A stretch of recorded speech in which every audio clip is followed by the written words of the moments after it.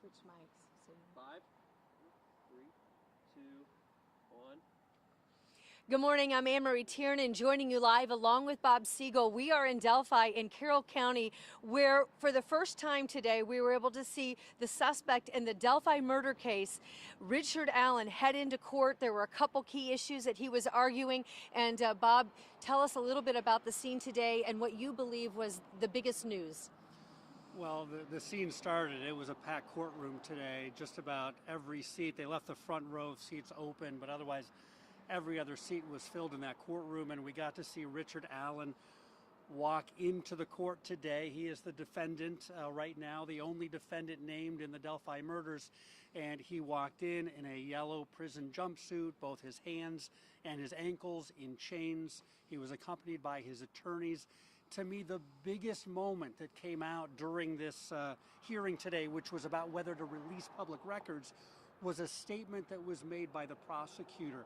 And we've heard before kind of allusions to the fact that investigators think that there might be someone else who might have been involved in the killings. And, you know, we heard at the press conference a few weeks ago, they said this is still a very ongoing investigation to see if there's anyone else involved.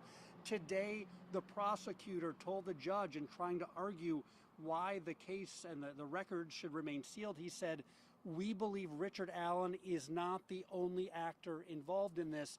To date, that is the most direct statement so far by investigators, the prosecutor, that they believe that these murders were not committed by one single person. So two big issues coming into the courtroom today. One, is the probable cause affidavit, are those records going to be released? And was he granted bail? He's being held without bail, saying that the case was flimsy against him. What were the decisions on that? Well, first we'll deal with the bail issue. It was just a request late in the day yesterday by Richard Allen's attorneys to grant bail and to ask the judge to have a bail hearing. That's actually now going to take place in February. The judge said that she will hear that. She wanted to leave plenty of time, and the court's dockets, the judge and the courtroom, the availability, it's not going to be until after the holidays and in February that's going to happen. On the issue of whether to release the documents, the judge heard from both Richard Allen's attorneys as well as from the prosecutor. She heard the evidence. She got some evidence and heard their testimony and why they think that it either should or should not be released, the probable cause affidavit. She's taking that under advisement, and she said she will rule on that. We believe nothing is going to come out on that today. Whether it's tomorrow, whether it's after Thanksgiving, we're not sure, but we expect it to be within the next 10 days. We're used to the wheels of justice turning slowly. Yes. Thank you. I'm going to check back with you in a little bit about what happens next, but I do want to bring in, we're just going to hand over the mic here, situation like this. Thank you so much, Sam Johnson, another one of our reporters that was in the courtroom, along with Karen Campbell, who's here going to be reporting as well. Tell me some of the statements that you found from the prosecutor and from the defense attorneys that you felt were most meaningful. Yeah, as Bob mentioned, there were a couple key takeaways. Obviously, one of them being the fact that the prosecutor didn't believe that Richard Allen wasn't the only one in this case. So that's one of the main takeaways. Something else to point out, too, he presented the judge 4 pieces of what he considered to be key evidence in this fight to keep these documents sealed. And one of them, the third aspect of this that he submitted, was actually a written letter from Becky Patty. And of course, that's the grandmother of Libby German.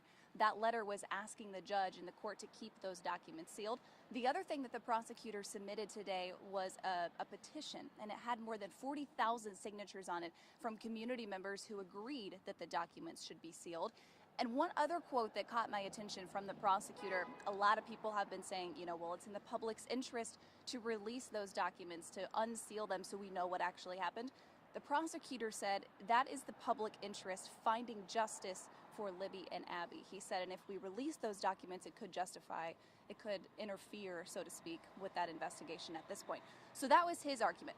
On the flip side, a few of the key takeaways from the defense attorney, they were saying, you know, a lot of this, when you look at similar cases, past cases, this is a unique case nonetheless, but he said it's at this point causing a practical problem is what he called it, because at this point we're creating more question and more stir about what actually happened rather than just putting the facts of the case out there. So that was one of his key arguments, of course, on behalf of Richard Allen. And their indication was that they do not have a strong case against Richard Allen. That's exactly right. And we actually got the chance to talk to both defense attorneys afterwards.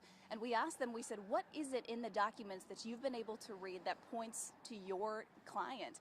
And he kind of gave us this shrug, and he said, you can answer that question when you read it for yourself too, because as they're concerned, there is not that direct evidence there. So certainly from both sides, an important day. And as Bob mentioned too, we're going to wait to hear that announcement from the judge, depending on which way she makes that order.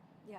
Karen Cam, I'd love you to come in and join our conversation here. Your observations about the mood in the courtroom today, and I know you were kind of keeping an eye on the family and the whole scene there. I mean, this is big goings on anywhere, especially in small town Indiana. Yeah, so the mood, it was an interesting mood, right? Because security, first of all, was extremely tight. There were police officers, sheriff deputies, not just outside the courtroom, on all three levels of the courtroom, outside, inside the courtroom.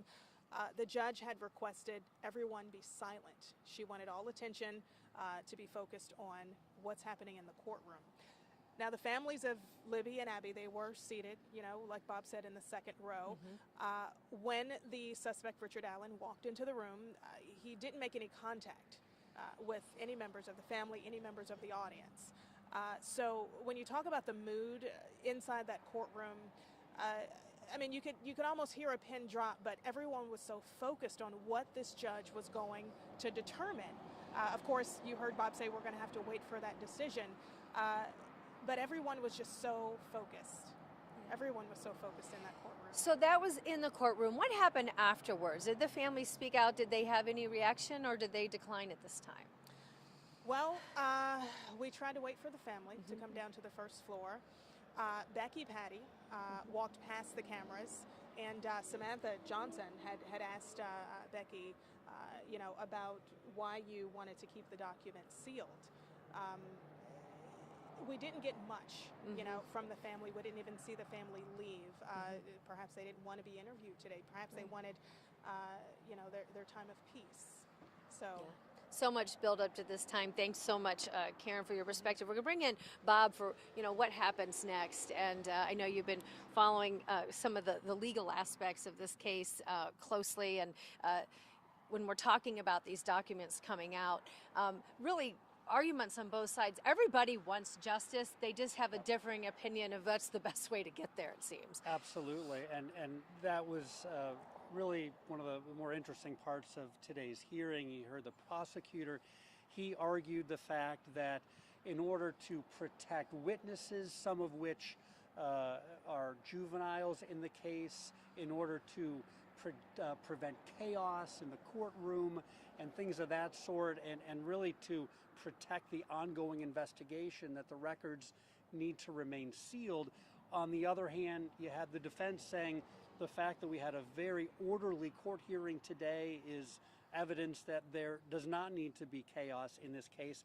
And I thought that they made a compelling argument about the fact that there's so much interest in this case, and much of that interest is just growing at this point because of secrecy and the fact that the probable cause affidavit, which would theoretically explain why police believe Richard Allen is linked to the murders, that's been sealed, that's secret. And their argument is the longer that that's the case, the more likelihood that there could be chaos and even more heightened interest. So the judge is going to be weighing really the transparency versus the ability of the prosecutor to conduct you know, his case, and it's going to come down to whether the judge feels that the public interest outweighs the prosecutor's argument for why these documents should remain sealed. So she has several days to make her decision whether or not it comes before Thanksgiving or after Thanksgiving.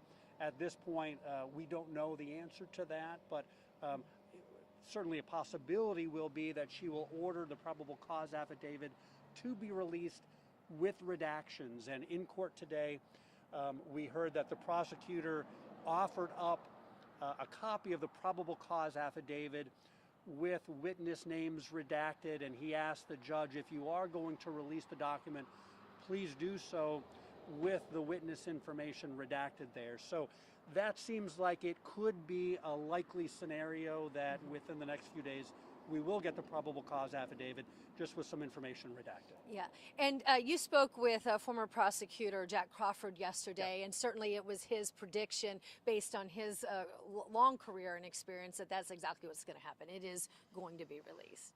I mean, that was his argument.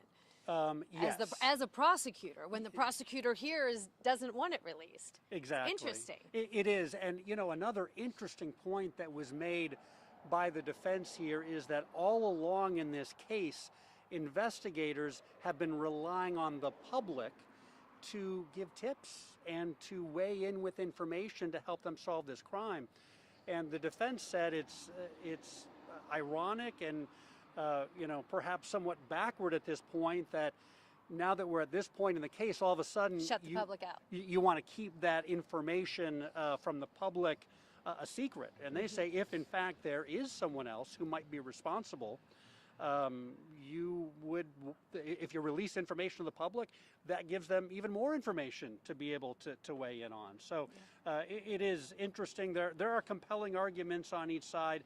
It'll be up to the judge to kind of weigh through all that and to decide which best serves the public interest when it comes to justice in this case. Yeah, and finds the person who's responsible for taking those two young girls, Abby Williams and Libby German, from their community. I mean, 5 years ago, in their teens, in 8th grade, and certainly the search for justice is continuing on.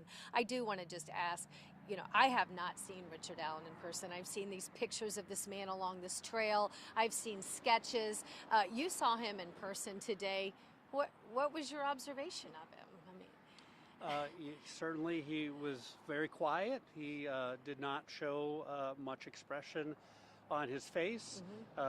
Surrounded by security, wearing flak jackets, heavily armed, and you know, individual, not very tall, slight stature, walking, and I could hear he was coming into the courtroom because the first thing you hear is the chains.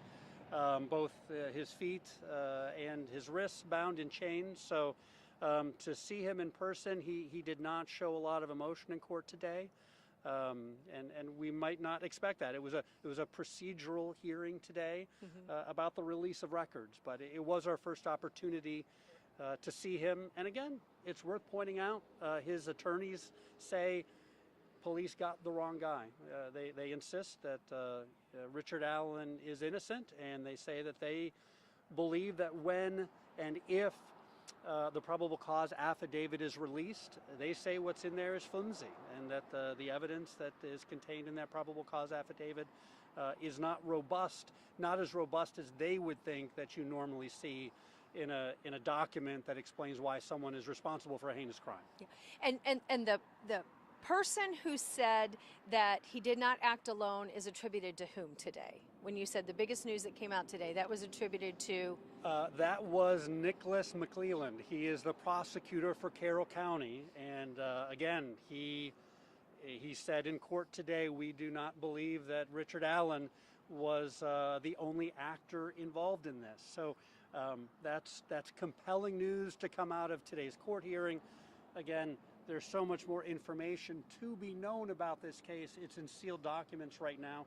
Whether or not it serves justice to be able to release those documents for the public to be able to really see what police know at that point. At this point, that's what is being decided. That's what we expect to hear from the judge in the next couple of days if she's going to release those documents. Yeah, all right. Good job. Thanks so much, Bob. And so that's the latest here from Delphi and Carroll County today, where there was this court hearing for Richard Allen. We do not have a ruling from the judge yet on the probable cause affidavit, the decision about whether or not there will be bail established for him.